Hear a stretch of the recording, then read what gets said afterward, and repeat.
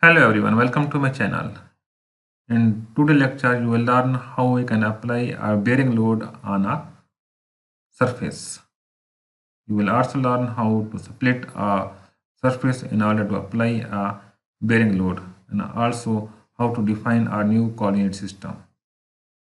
So let's start our simulation study now. So first of all, make a sketch on the right plane with these values. Then exit from sketch and make a simple extrude about its midplane with a depth of 60 millimeter.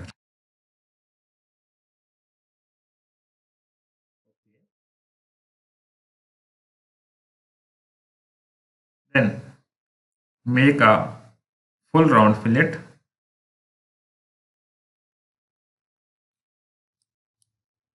Check this face and this middle face and this face.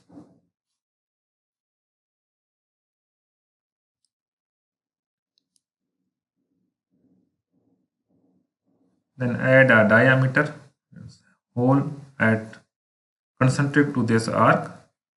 The diameter of this hole is 30 millimeter. Make extrude cut with through all boundary conditions.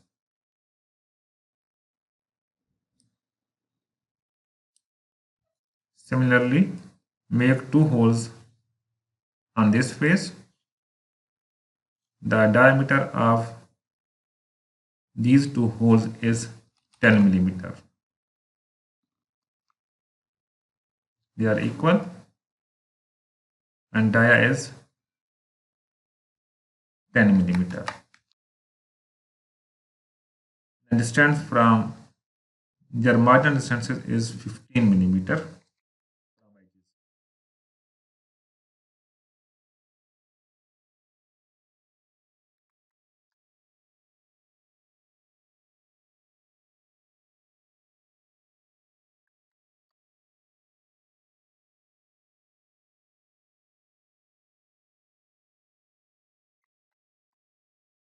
Okay, exit from sketch and make a simple extrude cut with through all options.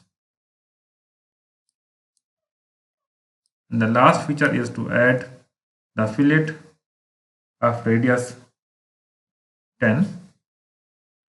That is a constant size fillet on this face of radius 10 millimeter. Again, apply a fixed fillet at this end of radius 20 millimeter. So you have completed your model now. It's time to start your simulation study. In simulation, here we will apply a fixed load, fixed support here, then apply a bearing load on this face. So go to the simulation and start a new simulation study, and from general simulation type ensure that static is selected. Okay. This is a steel bracket, so assign the material, that is alloy steel. Now go to the fixtures, select the fixed geometry and select this face. This face is constrained to 0 for all degrees of freedom. So before moving forward, one thing that is necessary in order to apply a bearing load is the coordinate system. And we must split the surface on which bearing load is applied into half.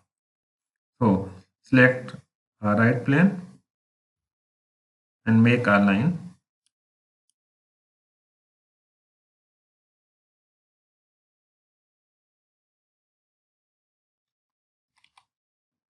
Exit from sketch now and go to the split. Then use split line commands and select this face. So this face has been selected into two halves. And we have to define our coordinate system here at the center of this hole. So just make a mark a point here. Okay. Exit from sketch now. Keep this point selected, and from features go to reference coordinate system. Select this point. You can see we are going to define a new coordinate system with where this is the blue one is the z and green arrow is the y-axis and the red arrow is the x-axis. So we have done two things. First, we divided this surface into two equal halves and also created a new coordinate system. Now again go to the static study and go to the loads, select the bearing loads, select the lower half of this surface and select the coordinate system, this one, and apply a load of 5500 Newton.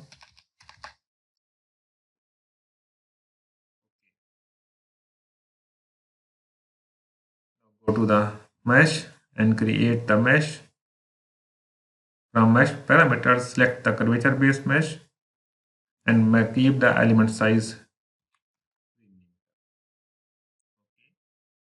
being created now. So mesh has been generated, and in the last you have to run your simulation study.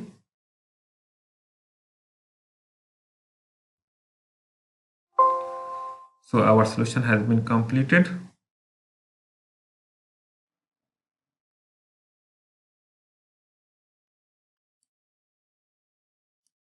Here are the results of the 1 minute stresses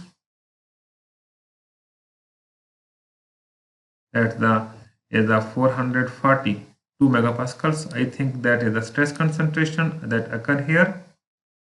Just neglect it. If just see the results here,